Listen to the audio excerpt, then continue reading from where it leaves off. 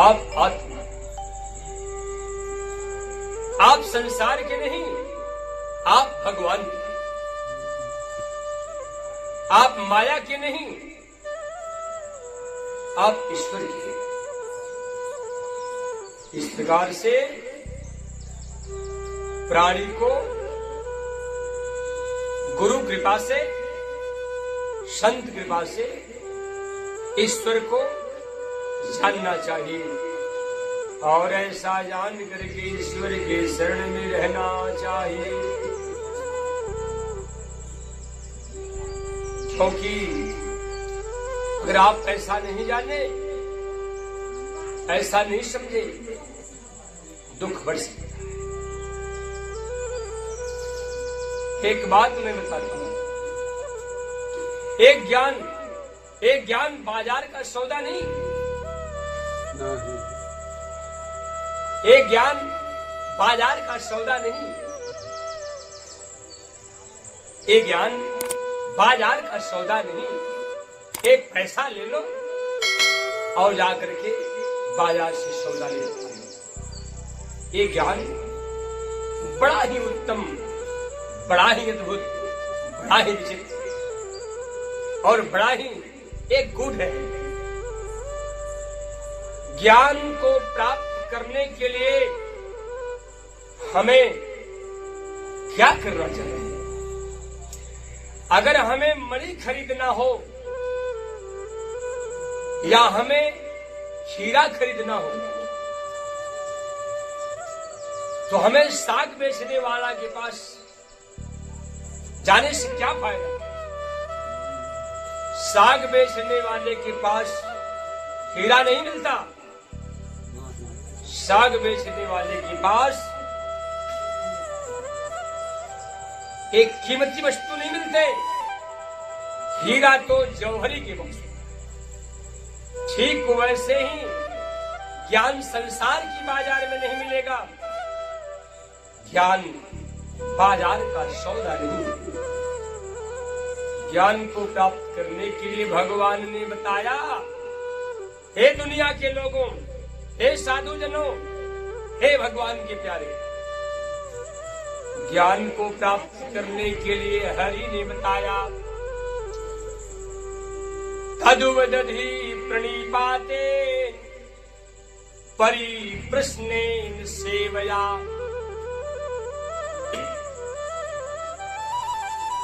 उपदेशन्ति ते ज्ञानम् ज्ञानिन तत्वदर्शिनः।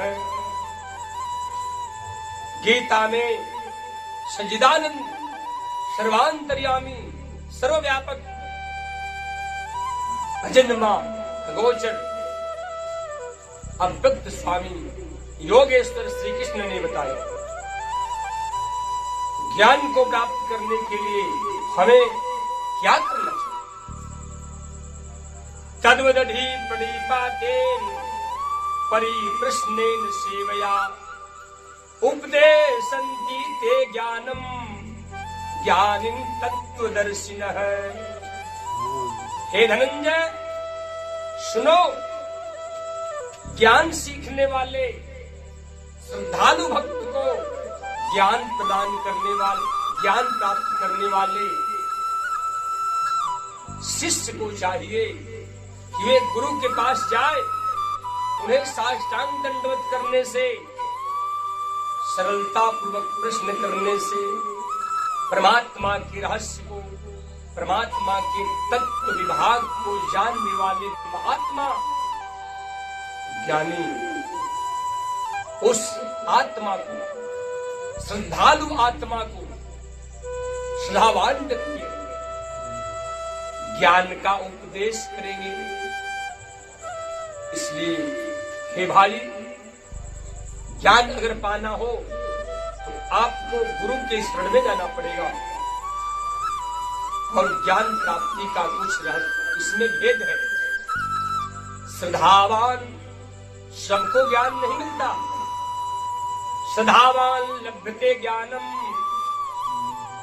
तत्परः शयतीन्द्रियः। ज्ञान लब्ध्वा पराम शांति न चीरेणाधि गच्छति। प्रेम से बोलिए सच्चिदानंद भगवान। अगर ज्ञान पाना हो एक काम करो, सदावान लभ्यते ज्ञानम, सदावान व्यक्ति ही ज्ञान रूपी लाभ को प्राप्त करता है। सदावान लभ्यते ज्ञानम तत्परः सयत इंद्रिय, जो तत्पर हो, ज्ञान सीखने के लिए श्रद्धा हो, लग्न हो, प्रेम लालसा हो। सदावान लभ्यते ज्ञानम तत्परः सयत इंद्रिय, संयमी हो।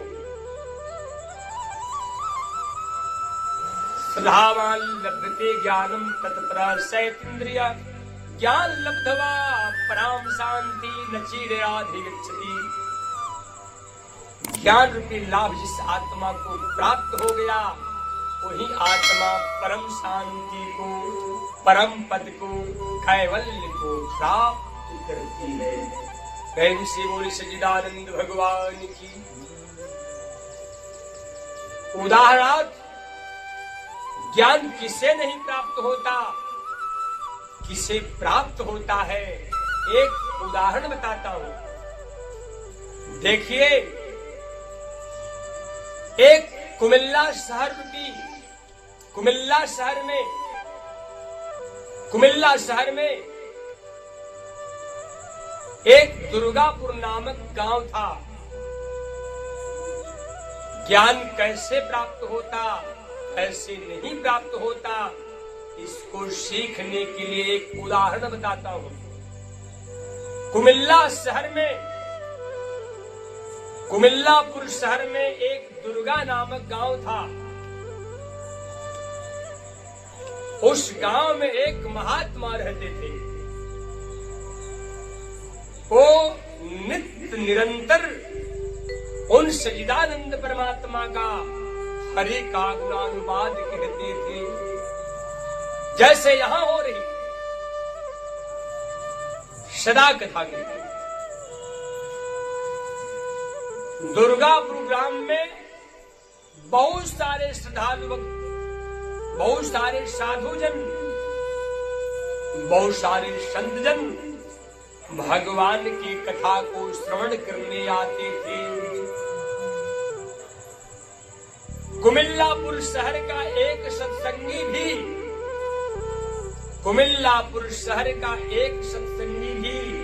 प्रतिदिन कथा श्रवण करने के लिए दुर्गापुर गांव में आया करो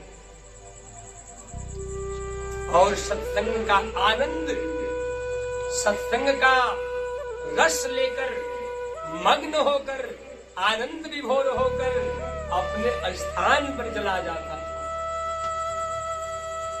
कुमिल्लापुर का रहने वाला एक सत्संगी बड़ा ही विनम्र भाव का था। उसका एक मित्र डिप्टी साहब थे, और डिप्टी साहब थे इस सत्संगी का मित्र थे।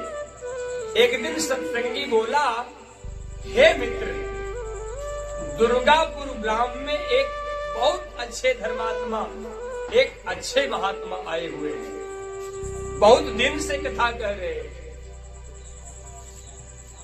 बड़ा आनंद आता है हरि कथा श्रवण करने।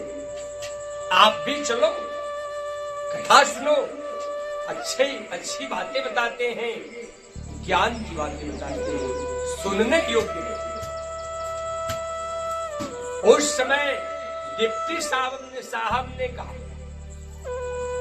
हे भाई, ये सब संत महात्मा लोग दुनिया को भरमाते हैं, ये लोग पागल हैं, बेवजह की बातें करते हैं, इनकी बातों में न पड़ना। सत्संगी ने बोला, नहीं मित्र, ये बहुत अच्छे महात्मा हैं, ये पाखंडी नहीं, ये आडंबरी नहीं, ये सब चलकर तो देखो, एक बार देख लो। डिप्टी साहब का भी मन बन गया, चलो देखते।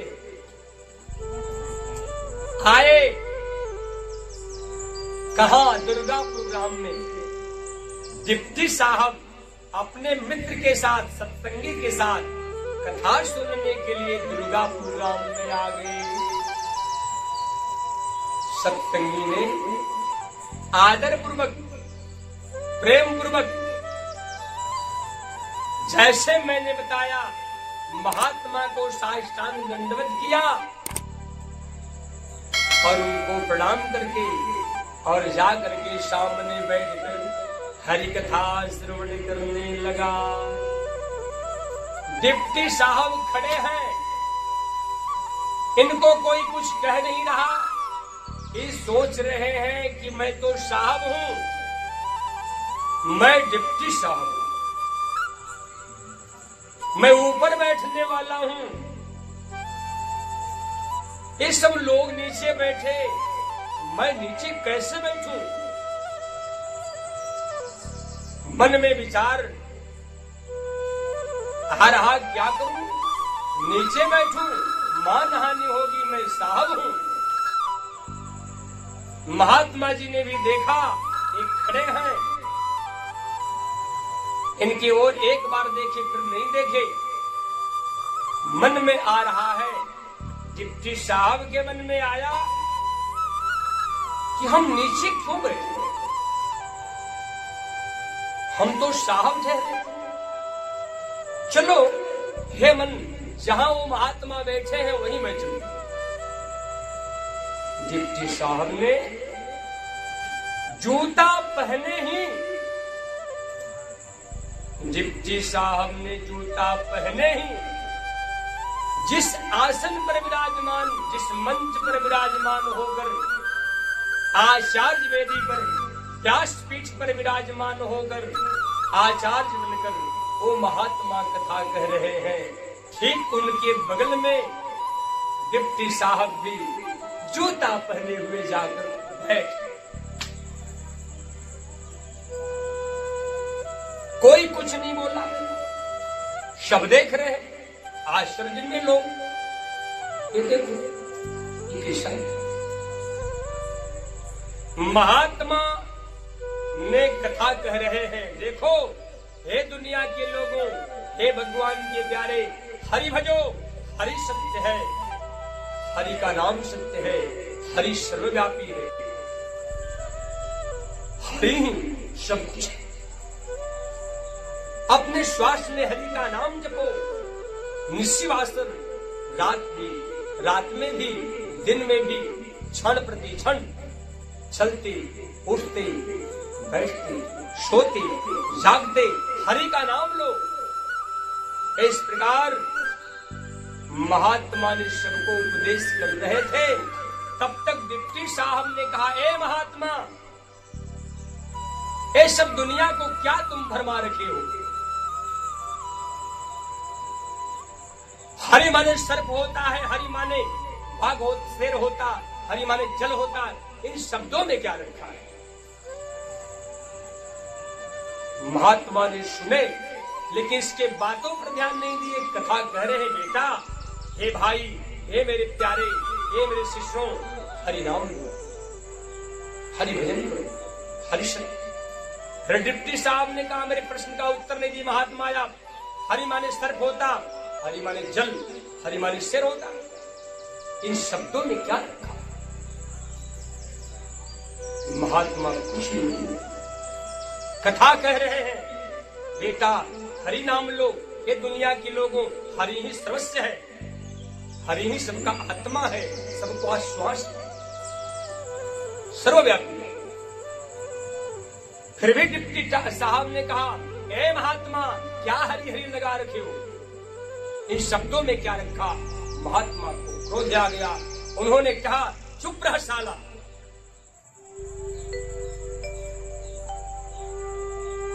चुप रह साला। इस वाक्य को जब महात्मा ने कहे तो डिप्टी साहब का नख से लेकर शिखा तक गर्म हो, खड़े हो गए, जूते निकाल लिए और उन महात्मा को मारने चले। लोगों ने कहा, हाँ रुको रुको, एक लोगों ने उसे पकड़े, डिप्टी साहब को मारने दौड़े। महात्मा ने कहा, नहीं नहीं, इन्हें मारना नहीं, ठहरो, मेरे सामने आओ। डिप्टी साहब को लोग पकड़कर सामने लाए। बेटा, तू क्यों गर्म हो गया? आखिर मुझसे कौन गलती हो पड़ी? क्या गलती हो गई? तू गर्म हो गया। आपने मुझे साला क्यों कहा? अरे बेटा, हमारी आज तक जब शादी ही नहीं हुई, मैं बाल ब्रह्मचारी हूं। किसी स्त्री के साथ आज तक मैंने सहवास नहीं किया, मैं बाल ब्रह्मचारी हूं बेटा। जब मेरी शादी नहीं हुई तो तुम मेरी साला कैसे ले सकते? तेरे प्रश्नों का उत्तर दिया बेटा, तेरे प्रश्नों का उत्तर दिया। तूने कहा शब्द में क्या रखा है महात्मा, शब्द में बार बार ही कहता है। शब्दों में क्या रखा महात्मा, शब्दों में क्या रखा महात्मा? तो बेटा, मैंने तो शब्द ही बोला, साला। साला तो शब्द है, तो साला जब शब्द है, जब शब्द में कुछ भी नहीं, तो तू गर्म क्यों हो गया बेटा? क्यों गर्म हो गया और मुझे मारने दौड़ा? देखो, जैसे मैंने शब्द बोला तो शब्द ने तुझे गर्म कर दिया, तुझे तेरे अंदर क्रोध पैदा कर दिया। ठीक उसी प्रकार बेटा, हरि नाम भी एक शब्द है, हरि भी एक शब्द है बेटा। जब कोई प्रेम से हरि नाम लेता है, जब कोई प्रेम से हरि को भजता है, तो इस हरि शब्द में, इस हरि शब्द से, जैसे तुझे साला शब्द से क्रोध आ गया, उसी प्रकार भक्त जब हरि नाम लेते हैं, तो हरि नाम लेने से वो सर्वव्यापी परमात्मा उस भक्त को दर्शन देने के लिए उसके सामने प्रकट हो जाते हैं। जैसे तू मुझे मारने दौड़ा, बेटा तू मेरा साला नहीं, तेरे प्रश्नों का उत्तर दिया, तेरे प्रश्नों का उत्तर दिया था बेटा। इस प्रकार डिप्टी साहब ने उन महात्मा की सत्य प्रवचन को ज्ञानमय प्रवचन, ज्ञानी मारत ज्ञान से व्याधा मारे तीर, ज्ञानी मारत ज्ञान से व्याधा मारे तीर, सदगुरु मारे शब्द से, जो शब्द आत्म चीर। प्रेम से बोलिए सच्चिदानंद भगवान